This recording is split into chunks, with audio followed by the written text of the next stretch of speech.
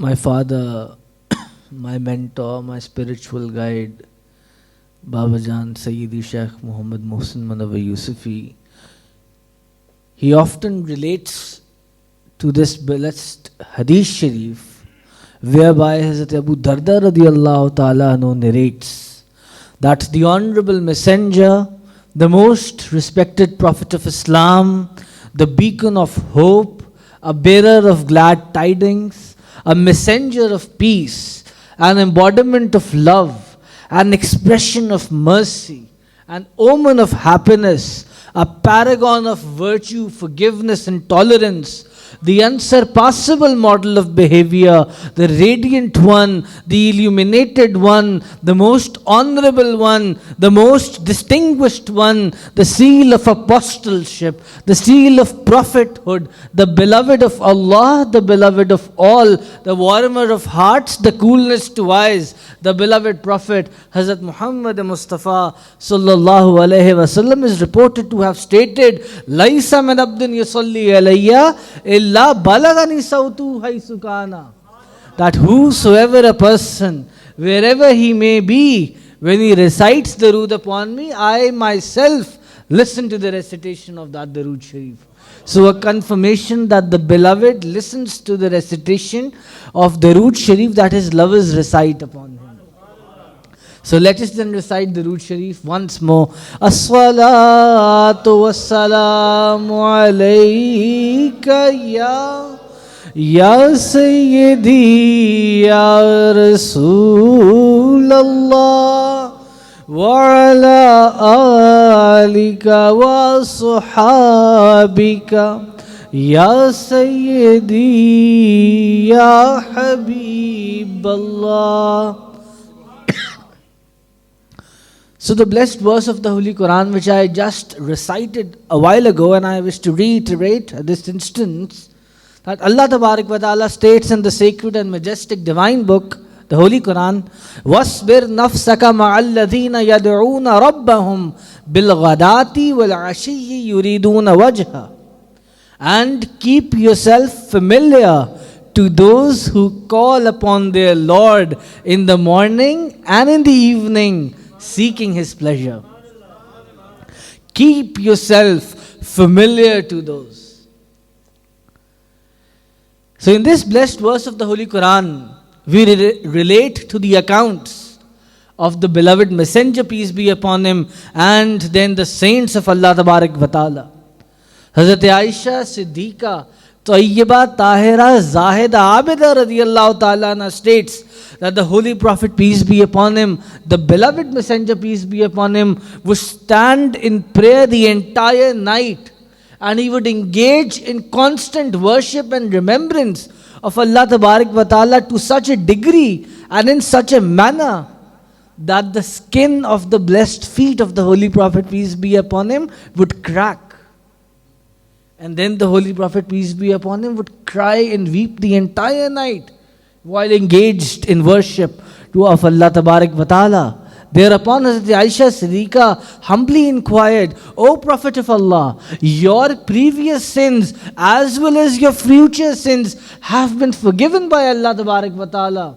So why is it that you stay up at night, that you stay wide awake at night, you stand in prayers for hours and hours, such that the skin of your feet cracks open? When your sins have been forgiven, when there are no sins to enumerate, when everything has been forgiven, you have been pardoned, then why is it that you engage in such constant remembrance?" The Holy Prophet, peace be upon him, replied, "O Aisha, should I not be a grateful servant of Allah Tabarak wa Ta'ala? Should I not be a grateful servant of Allah Tabarak wa Ta'ala?" So this is the Holy Prophet, peace be upon him. Imam Kustalani writes in Mawahib-ud-Dunya Sharif that Hazrat Said bin Jubair says that someone inquired from the Holy Prophet, peace be upon him, as to, "O Prophet of Allah, who are the confidant friends of Allah Tabarak wa Ta'ala?" So the Holy Prophet, peace be upon him, replied, "Those whom when seen are found engaged in constant worship of Allah Tabarak wa Ta'ala. And when we recall and when we relate to the accounts of those who have spent their entire days and night in constant remembrance of Allah Tabarak wa Ta'ala, we come to the realization that an 11th century saint existed. The leader of the saints, the sovereign of saints, the highest saint in the hierarchical structure of saints, the mystic of Allah, the gnostic of Allah, the saint of Allah, the beloved of Allah, the friend of Allah, the great falcon that defies all boundaries, the most distinguished saint of Allah, the unprecedented, the unrivaled, the unfathomable saint of Allah, the great Ghaus, Sultan al-Awliya Sayyiduna Shaykh Abdul Qadir Jilani رضی اللہ. He is that saint of Allah Tabarak wa Ta'ala for whom the Holy Quran also states, وَاصْبِرْ نَفْسَكَ مَعَ الَّذِينَ يَدْعُونَ رَبَّهُمْ بِالْغَدَاةِ وَالْعَشِيِّ يُرِيدُونَ وَجْهَهُ, and keep yourself familiar to those who call upon their Lord in the morning and in the evening seeking His pleasure. Who worship day and night remembering Allah Tabarak wa Ta'ala, Lord of the worlds. He is that great Ghaus. The Holy Quran is a reflection to that. And the Holy Quran teaches us, commands us, directs us and instructs us to adopt the company of such awliya Allah. I have seen my father, my mentor, my spiritual guide, Sayyidi Shaykh Muhammad Mohsin Yusufi, engaged in constant remembrance and worship of Allah Tabarak wa Ta'ala and His beloved day and night. And I have seen him follow the practice of the Holy Prophet, peace be upon him, and his beloved Hazur Ghaus-e-Azam Sayyiduna Shaykh Abdul Qadir Jilani as well. Hazur Ghaus-e-Azam, as per narrations, he was absorbed in the worship of Allah Tabarak wa Ta'ala to such an extent and degree that he would perform and he would offer the Fajr prayers with the wuzu of the Isha prayers. As per another narration, Hazur Ghaus-e-Azam was a saint, the unrivaled saint, who would recite the entire Holy Quran on a daily basis. How can one put that into consideration? Hazur Ghaus-e-Azam was one of those saints, the only perhaps, or perhaps one of those very few saints, who would recite the entire Holy Quran on a daily basis. So Hazur Ghaus-ul-Azam lived in the midst of the people who lost their spirit dimensions of religiosity.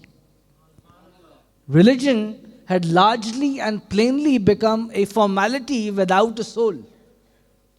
And his arrival would revive the religion of Islam. Hazur Ghaus-e-Azam once came across a weak and old person seeking his aid, his assistance and his help. So when Hazur Ghaus-e-Azam helped that old person and that weak person and made him stand up onto the ground, miraculously the person became healthy. Hazur Ghaus-e-Azam was surprised to that account. Then that person said, "Oh Abdul Qadir, I am Islam. I was weak. I was going away. But oh Abdul Qadir, you held me and you revived me." Thus, the great Ghaus became to be known as the reviver of Islam, the Muhayyuddin of Islam, Hazur Ghaus-e-Azam Sayyiduna Shaykh Abdul Qadir Jilani radiyallahu. So these awliya Allah, these saints of Allah, they are permeated with the love of Allah Tabarak wa Ta'ala. And everything which they do is solely and only to gain access to the pleasure of Allah Tabarak wa Ta'ala. As I just recited the verse wherein Allah Tabarak wa Ta'ala states, وَاصْبِرْ نَفْسَكَ مَعَ الَّذِينَ يَدْعُونَ رَبَّهُمْ بِالْغَدَاةِ وَالْعَشِيِّ يُرِيدُونَ وَجْهَهُ. yuriduna wajha, and keep yourself familiar to those who call upon their Lord in the morning and in the evening, seeking His pleasure. Such are the ones for whom Allah Tabarak wa Ta'ala has also stated, Wallahu yuhibbul muhsineen. And virtuous people are dear to Allah Tabarak wa Ta'ala. They are beloved to Allah Tabarak wa Ta'ala. So one should always respect these saints of Allah Tabarak wa Ta'ala and should not adopt a hostile attitude towards them. It is recorded in Bukhari Sharif that Hazrat Abu Hurairah رضی اللہ تعالیٰ عنہ narrates that the Holy Prophet, peace be upon him, is reported to have stated, whosoever is hostile to my wali should be ready for my war. My servant cannot be closer to me with anything better than which I have ordained on him. And the closer my servant draws to me through supererogatory prayers, the more I love him. And when I love him, I become the ear with which he hears, his eyes with which he sees, his hand with which he grabs, his leg with which he walks. And when he asks, I give him. And if he seeks my protection, I grant him protection. So he is that saint. It is mentioned in Mishkat Sharif that there are such people in my ummah who are in such a state that if they were to take an oath by Allah Tabarak wa Ta'ala, their prayers would be accepted right there and then. And Hazur Ghaus-E-Azam Sayyiduna Abdul Qadir Jilani was of those saints. Sayyiduna Abdul Qadir Jilani رضی اللہ تعالیٰ once asked the custodian of hell, is any of my disciples in the fire of hell?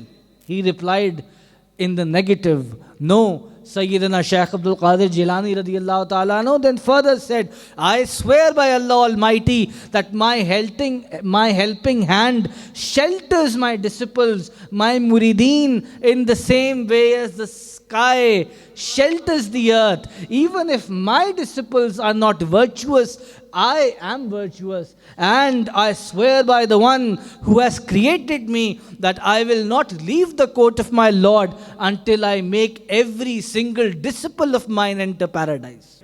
And at another instance, Hazur Ghaus-e-Azam رضی اللہ تعالیٰ also stated, O you who are present and O you who are absent, on the day of judgment, on the day of reckoning, you will see a strange thing from me. I will be arguing on behalf of the hypocrites. So what about the believers? Let alone the believers. Muridi la taqaffuf Allahu Rabbi. Atani rifadan niltu manali. Do not be frightened, my disciple. Allah is my sustainer. He granted me the status through which I have attained such high eminence. So Hazur Ghaus-e-Azam radiallahu ta'ala was one of the guiders. He guided us and he still guides us. His teachings are still a way forward for us. He stated at an instance, O people, I am an advisor. I am an advisor and I do not seek any reward for it.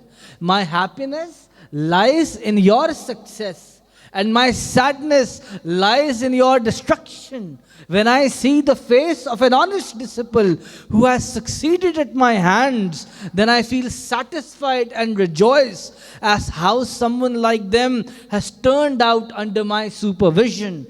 My goal is you and not I, that you might change and not I, for I have already made the crossing.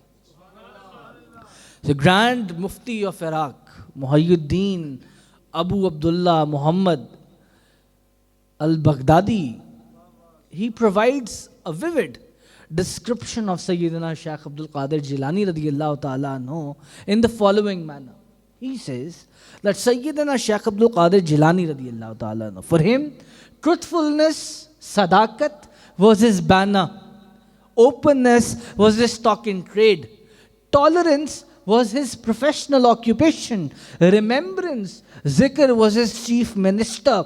reflection. Fikr was his entertaining companion. Spiritual disclosure, mukashifa, was his nourishment. And direct witnessing, mushahida, was his medicine. The good manners of the sacred law, adab al-sharia, were his outward form, zahir, while the attributes of reality or saf al-hakika were his innermost content. In view of the foregoing, our beloved, the beloved of our beloved, Hazur Ghaus-e-Azam Sayyiduna Shaykh Abdul Qadir Jilani رضی اللہ عنہ, was a saint of ineffable grandeur.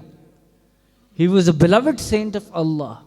One plunges the depth of love. And yet, as Maulana Rumi says, the pen broke when it reached the word of love. Love remains indefinable. It remains ineffable. It also remains unfathomable, for in the end, love is a reality.